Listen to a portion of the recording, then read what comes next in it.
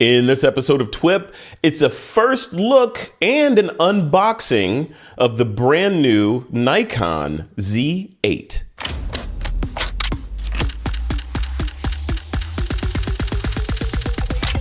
This is TWiP. Hey folks, welcome back to another episode of This Week in Photo. I am your host, Frederick Van Johnson. Today on the show, I have the opportunity and the pleasure and honor of sitting down with one of my good friends, Mr. Troy Miller, whom, if you're part of the TWiP community or have moved in our circles in any way, you know who Troy is. Troy is a diehard Nikon shooter at his core, but he's also a wedding photographer who's been shooting for decades and decades and walks the walk and talks the talk. Troy, a couple months ago, bought a Nikon Z9, wouldn't stop talking about it, right? It's the best camera ever made, best piece of technology he's ever had his hands on until now. Now the Z8 was announced a couple of weeks ago, and his arrived. He ordered it on the day that it was announced, I think, or shortly thereafter. But his brand new box arrived today, and I twisted his arm and convinced him to unbox it live on camera and give us his first impressions of Nikon's newest camera body, which is the Nikon Z8. Troy Miller, welcome to the show, man. How the heck are you doing? I'm good. Thanks. It's nice and calm now that we have all the cables run and It looks like I see a Manfrotto tripod back there. It's anarchy. I can't get it out of the shot. I don't know what to do, you know? Oh, dude, speaking of being in the shot, look at my shot here. So I'm in the middle of rearranging my whole desk configuration here for reasons. And I got this big mic arm in the shot, which will not be there, hopefully, very much longer. There'll be another TV behind me that'll have some stuff on it. So I'm making changes over here, too. So we're both in a state of disarray, basically. We really are, yeah. But it's okay. It's okay. We're running and gunning. But I want to talk about this camera before we dive into it. I want to. So the Nikon Z9, right? You got that camera, and we did a little piece about it. We recorded your first impressions of the Nikon Z9. You were blown away by it and just sort of impressed at its focusing, accuracy, and all the things. Let's just really quick. Are you still happy with the Z9, or were there things missing that you wish Nikon had included? I am really wishing for nothing. I mean, to be completely honest, I think it's to me, it's like the perfect camera for a wedding photographer. And it's all about its ability to focus in low light. You know, every one of us has a different use case for our cameras. So for me, it's people, and it's challenging light, and it's fast moving subjects. And the Z9 is perfect. Right. It grabs faces, grabs eyes. I don't even have to see critical focus. If I see a green dot on somebody's face, I know it's got an eyeball, and that's way better than I could ever do. So. Right. Yeah. Which is great for us old geezers that are losing our vision. Right now, you don't have to worry about it. It's like... And you know, the thing I can do now is, like, I just did a family shoot, and I can shoot with a wide angle lens. Mm-hmm. And I can pop the screen out, and I can run around and chase the kids, and I can watch it find the heads and the faces, and I can see it, you know, get green dots or yellow squares around the head. The green dot is the eye, and as long as it's doing that, I can pull the trigger. Like, I can push the button. I could never do that with, you know, the Z6 II, or, you know, previously like the D5. You know, things like that, because I have to move that focus point around and hope that I'm on the head, or hope that I'm near the face. And I mean, but to be honest, though, I mean, to be frank, I shoot a Z6 II. I love that camera, and I don't feel, I mean, this is probably me not knowing, right? But I don't feel like I'm missing that much. And moving that focus point around, you know, it's part of being a photographer, right? Or do you think the art of photography has evolved now, right? I don't know. Is it? I think it has evolved. I mean, I think, again, like, I want to be clear that as my use case as a portrait and wedding photographer, focus is hard to get sometimes in a really fast and spontaneous photojournalistic move, right? Yeah. And so we've always kind of accepted softer images if the timing and the expression were always there. But I don't think about focus anymore. I literally don't even worry about it. If I've got my red square, which is, the focus select area, on my subject somewhere near their face, it's going to do a better job at focusing. And it kicks the Z6 and the Z7 II's butt in focusing. They focus good. They don't focus like the Z9. They don't focus. And that's why I want the Z8, is a smaller form factor, lightweight, easier to carry all day. Margie, my wife, is the one who's going to go from the Z6 II to the Z8, smaller form factor, lightweight, easier to carry. And I'm looking forward to it too. I mean, I don't need a vertical grip. So, and that's one of the main. So let's talk about the camera. So now the transition into the Z8, yours is sitting next to you, ready to be unboxed and fondled, right? So you're since I've been since I've known you, which has been a long time, right? You've been in a constant state of evolution. Like I think when I first met you, I was telling you, trying to convince you that mirrorless was the way forward, right? And you were like, I'm going to stick with what I know. This is great. Those mirrorless cameras. And now you got a Z8 and a Z9 sitting in the house. So this is clearly not, this is just another comma in your sentence, right? If Nikon comes out with a Z10, you think you're going to upgrade your Z9 to the Z10? I always, it's funny. I always say, this is the last camera. It's so amazing. Yeah. And then they invent something. They come out with a technology that I didn't know that I needed. Yeah. And I'm so happy that they did. The mirrorless has been one of those kind of things, like for those that shoot mirrorless, for those that have shot mirrorless, even before Nikon went mirrorless, you already know the benefits of mirrorless. I did not understand that until I touched Sony, and then I switched over to Nikon. It was evolutionary. And then now with the new focusing technology that's in the top end cameras, that's changing as well. And it's not just Nikon, by the way. I mean, I love my Nikon gear, but I know that the Canons and the Sonys, like the A1s and the Panasonics and the Lumix, like they are all doing amazing things when it comes to focus and tracking subjects and focusing on eyes and automobiles and animals. And I think it's changing our ability to capture. I think that's what's super exciting.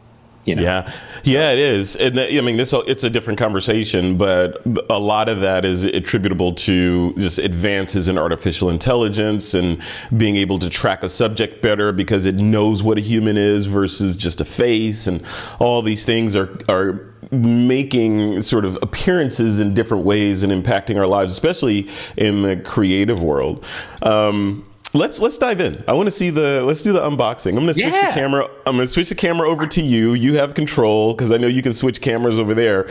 So go ahead and switch. And then keep in mind that this is an audio podcast as well. So, for the people that are stuck in traffic driving, please describe what you're doing accordingly. So here we go. You can help me. You're the professional. I'm just the photographer. Yeah. So I'll do my best. By the way, this gear is here to be pretty and block the reflection of my shiny desk. Those are NPCs in this game. Yeah. So, here's all of our paperwork, which gets tossed to the side. So I don't know. Yeah, and stay on that mic because you don't lose your mic. I know. Well, I was not set up for this half an hour ago. I know. Hey, look, this is the camera strap that I never use. I never use these. So these. Do you toss those? You keep them? I keep them because if I ever sell it, then somebody's gonna want it, right? Yeah. Do you keep your box? Oh yeah. Oh heck yeah! I keep everything. Yeah. So I don't think we need all the stuff that's in there. We're gonna need get our cables and our chargers, which I have like 9 of those. Ooh, the Z8 will charge through the USB-C port though, right? You don't necessarily need that charger. Correct. Oh, and that's the AC adapter. All right, so I'm going to get rid of this box. So we're just going to shove that over there. All right, so. And what is the camera on the left there? That's your Z9. So that's the big brother? Correct. So this is the Z9. And I thought it would be neat to kind of compare the body sizes of the two. Yeah, for sure. So let's pull it out of our sandwich wrapper. Now, I was impressed. Nikon shipped this thing like so fast. I saw the announcement and there it is. Ooh, let's remove we're going to remove yeah, let's get that stuff off of there. We don't need any of that. Let's see. What's it look like in there? Oh, there's the sensor. Look at that. I love that right beautiful. there. All right, so I'm going to put a battery in it. So the camera itself looks, I mean, it's a Nikon, right? So you're at first glance, it's just going to look like a Z6 or a Z7 too, right? Or correct. Or do you see any like glaring differences at first glance that just other than the the label on the front of the camera that tells you that this is a Z8? Yeah, let me get a battery in here. I think the battery that it shipped with was a little dead. So, okay, there we go. So we got a little bit of power now. So yeah, so the battery size, like this is a Z6 II. I know it feels a little bigger because it has a bracket and stuff on it, but it's really about, it's slightly bigger than the Z6 II when you look at it. And the body is really nice, and it's got a good feel to it, which is what I kind of loved about all the Nikons, is like how good that grip is on there. So it feels very natural. The buttons feel very natural. Mm-hmm. Does it feel better than the Z6, Z7 series? Or like, do you enjoy that extra heft? Wow. It doesn't feel. It doesn't really feel that much different, to be honest with you, compared to the Z9. I mean, God, that thing's so heavy. Yeah. But it has more. It doesn't have as much handle. So if you've got really big hands, you're probably going to want the battery grip that they put on this thing. But the one thing that I love about these cameras is that it's all Nikon, right? Like it feels like a Nikon. It's comfortable. So this pop-out screen is the same that's on the Z9. Which I think is different than what's on the Z6 II. Yeah, so the Z6 II only pops out like that. Yeah. Where the Z8, it pops out and it rotates. Oh, it's not going to allow you to face forward though, right? It's not a fully articulated screen? No. Okay. Can you do that on the Z9? Did the Z9 have fully articulated? No. Why not? Like, I don't understand that. Why not? Nobody needs to see themselves. Talk to any content creator on the planet and they will argue with you. I would really like to be able to position myself without running back and forth behind the camera to see if it's right. Or anybody that creates content solo wants an fully articulated LCD screen. So this has the same card slot configuration that I have in the Z6 II, and it uses the same battery that I already have for the Z6 II. So this is sweet. This is like a brilliant upgrade for anybody that's shooting with like the Z6 or the Z7, because the same batteries, the same cards are going to work in here. The Z9, the benefit to the Z9 is that you have a much larger battery. If you've never seen them compared, I will show you. I know. So, like, oh wow. Yeah, you can just see the heft of those. And the Z9 is a 3,300 milliamp battery, and the Z8 is a 2,200 milliamp battery, which is crazy. They get that. What does that translate to though in daily use? So you're taking say you know this, you've done this, taking the Z9 to an all day wedding and the Z6 II that Margie's shooting with to an all day wedding.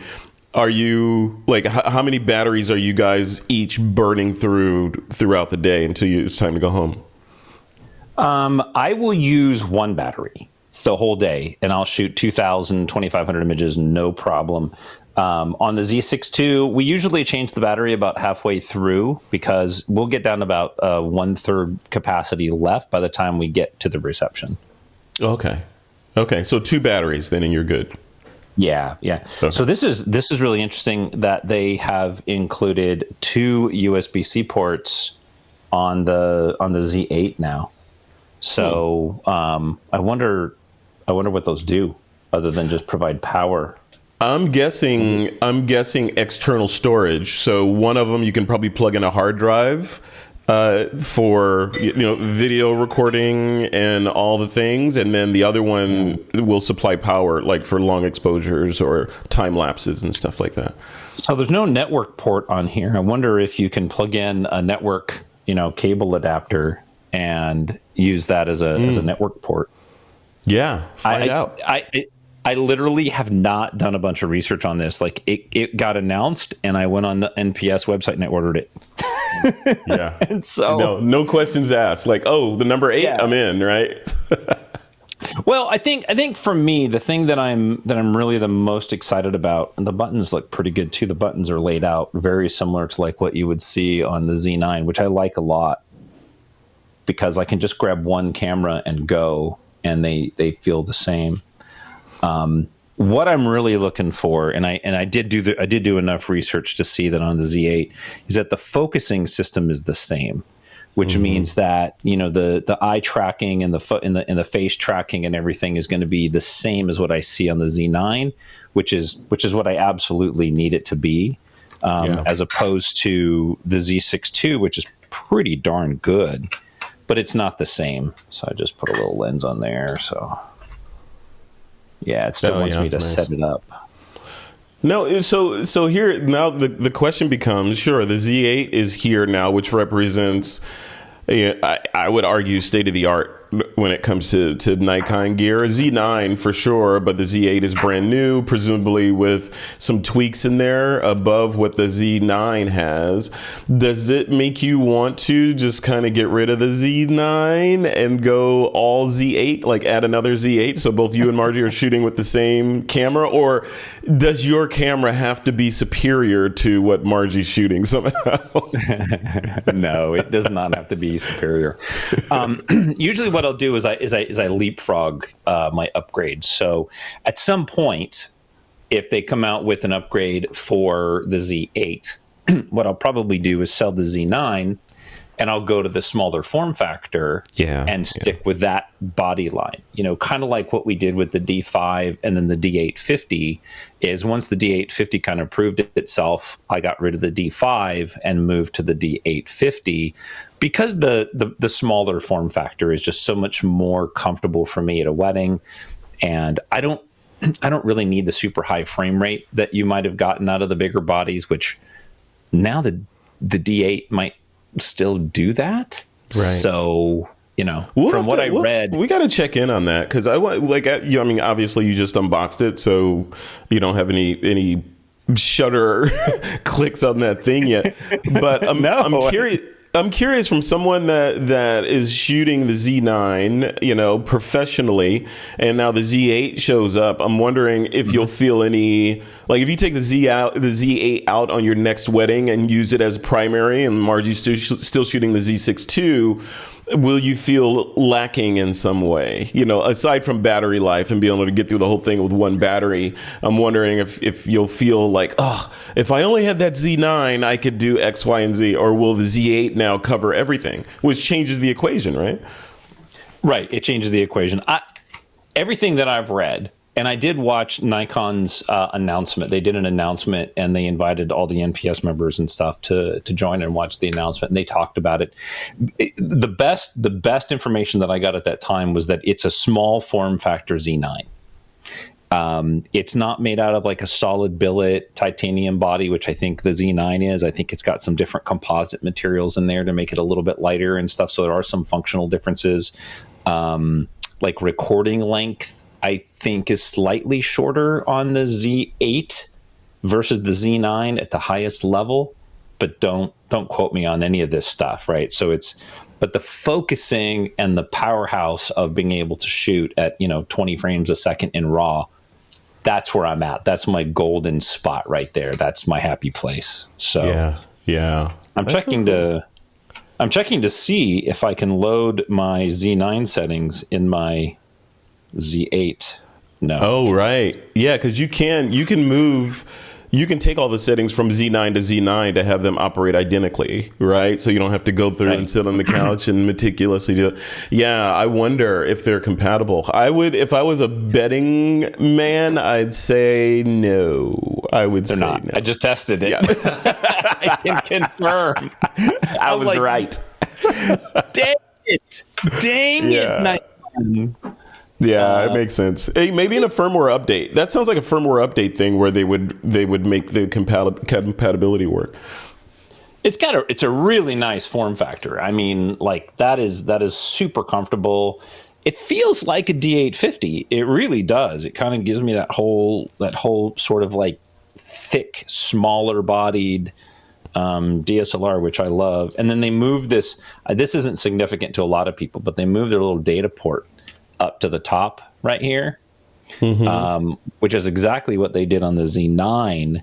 So was that that's for the remote shutter release and all that? Yeah, which is this little dongle thing right here. Nikon, why didn't you build that into the camera? Like, come build on, it in. man. Like that. I'm sorry. That's like my most hated thing. But that's what I use to actually control my strobes. Because I shoot with Nikon strobes. Very, very, very happy with them. And so it's nice that instead of on the Z6 II, you have to put this little wart on the side of your camera that I had to modify a bracket to hold because it's got a tiny USB. Like, this was dumb. This was so bad. This was so bad. But I made it work. Yeah, that seems like a full-on afterthought there, or missed opportunity. Because we don't know, right? Maybe we don't know what their supply chain looks like. Maybe building those things in is a non-starter because it would cost them, this much money to do it, raising the price of the body to blah blah blah. So who knows? But from a consumer standpoint, you know me, right? A minimalist. I want less, just put it all in there. Keep it simple. I want it to work every time. I don't want to have to chew bubblegum and stand on one foot to get something to work, I love that. That's like origami. Pull that out again. Pull it out. I know. I don't know how they made it do this. It's like magic, right? Like it can pop down. So when it's all the way in, I can pop it up, which I use this all the time. So it's like, it's actually flat. You can see that it's flat. That is beautiful. Yeah. And I can roll it out like this. So if I want to shoot, sideways and I want to look, so sometimes if you're doing video, because I have done some video, I've shot some interviews, it's nice to be able to stand off to the side of the camera and look at the screen. So I do like that. I just don't, what kind of magic did they weave into there? It just seems like a lot of engineering to me when it could have just been one little pivot point. I mean, I don't know. Yeah, but look how thin it is in the body. I know, on my Lumix that's on the camera that we're using, it's kind of thick, right? It sticks out quite a bit. Like that is all built in. It just seems, that seems like, it's great. And, kudos on the engineering, the origami engineering Nikon. But I don't have any data on, just wear and tear of those kinds of mechanisms on anybody. But it just feels like if you're some photographer and you're out in the middle of nowhere and you're banging your camera around, and it just seems like a lot of points of failure, having that complex of a mechanism on something that you're in Iraq with shooting or something, Well, okay, yeah, fair enough. Like you being the combat photographer would go there. I'm just a wedding photographer, so nothing quite. However, I almost never have that screen pushed in. I almost always have it open to twist it, to get rid of a reflection, to shoot really, really low. One of my favorite things to do is I take the camera and I pull this out and I use my thumb on the shutter. So I hold it like this and I hold it at my knees or lower, and so I can shoot. So I am constantly throwing this screen open and closed I've never had an issue. And I've had No the problems Z9 yet? since launch. Yeah, Cool. since launch, and I beat That's it up. cool. I'm not nice to my gear at any. I know you don't even put filters on your lenses or skylight or whatever. I do. No, I put skylight filters on the front, but I'd never put lens caps on them. So there's no lens cap on the back of. Yeah. Wow. Yeah. You're a madman. The back of my lenses are always naked. They're always naked. You're a madman. You know, stuff gets in there and then it gets on your sensor and then, come on. No, it doesn't. Not if you're clean. Your lenses have to go commando. That's all I'm saying. If you're a wedding photographer, let's just put that little asterisk. Because if you're hanging out in a sandstorm with lenses with no rear caps on them, it could end badly for you. I'm just saying. Yeah, don't change your lenses. To be fair. Yeah, that's number one. Don't change your lenses in a sandstorm, for one. Yeah, period. Yeah. Bring multiple camera bodies with the lenses you need already attached and never open them. That's it. Yeah. All right. Well, cool. Any final thoughts on that Z8 you want to leave the folks before we break this? I'm super. Just order one. Just order one and just kind of get into it. It's super cool. I mean, I know a lot of guys that were holding off on buying the Z9 because it was too much camera. They wanted to go from the 6.2 or the 7.2 to the Z9, but it was too much camera, right? It's big, it's heavier, and it's not always ideal. I think Nikon did a really good job in finding that niche where the Z8 is going to fit, and I think that's a good step. So if you're waiting, like maybe. Smells good too. It's nice. What did that thing run you? How much? 39, I think 38, 39. So like $4,200 all in, basically. Right. I think that would be the total. I pay for the NPS membership. And if you buy the premium NPS membership, which I think is $350, they give you a $350 credit off a single purchase in that year. So every year I plan on buying, like the next lens I want is the 100 to 400 or the 85 to 1.2 or so. You're such a photography nerd. I love it. I have use cases for every one. I'm not just collecting Of course gear. you do. Yeah. Use case, excuse case. I don't know. Well, potato, right? Hey, whatever makes you happy, right? Yeah. Oh, cool. All right. Well, Troy, thank you for doing this. And just for the record, for folks that are watching, I asked this guy at the last minute. Well, he sent me a text bragging that he got a box, right? So I'm like, we got to record it. We got to do an unboxing, which then led to a cascade of trying to get configured so that he could show the top down view and get all this stuff working. And my studio, like I said, is in the middle of reconfiguration as well. But no, this is great, man. Thank you. So let's check in again. When's your next wedding? Are you shooting a wedding this weekend?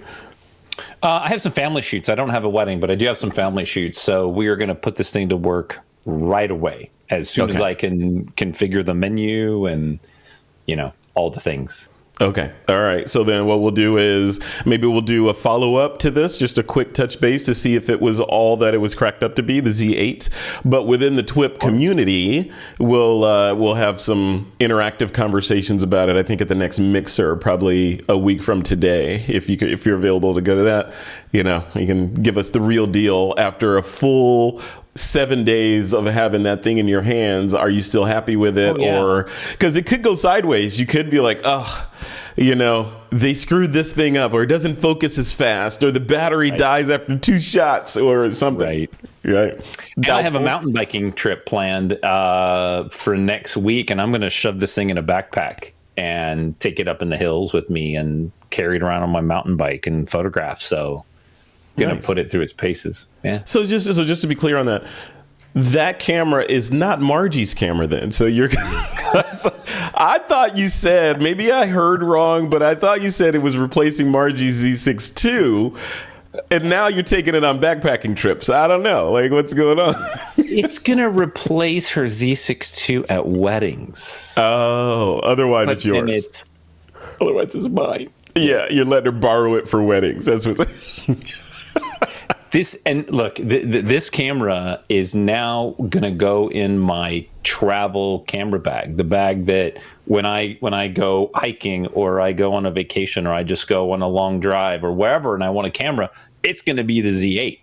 Yeah, because the Z9 was always too big. Yeah. So Z9's impressive. That's a tank. That thing's a rocket launcher. Oh, yeah. Yeah. But I haven't looked up the physical weight between the two. I mean, the Z9 has a small lens on it. Like it's a lot. Like this thing is hefty compared to this thing, right? Yeah. The Z9 will spark non-photographers to come up to you and say, "Oh wow, nice camera. It must take really good pictures," right?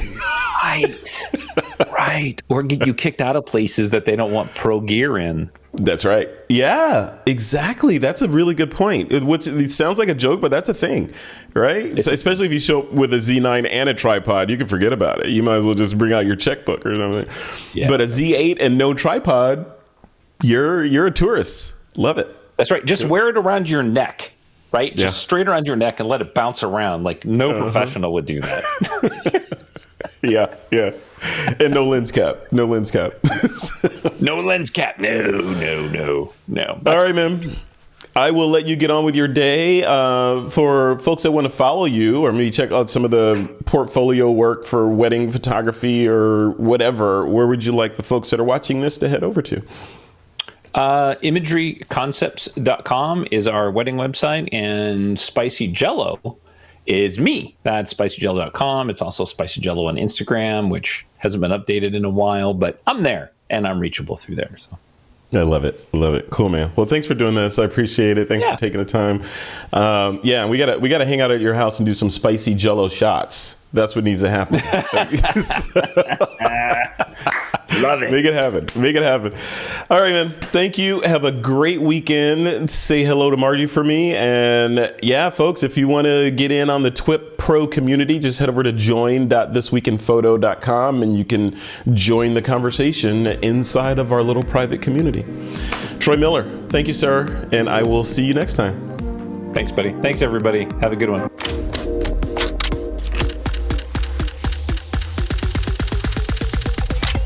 This is TWiP.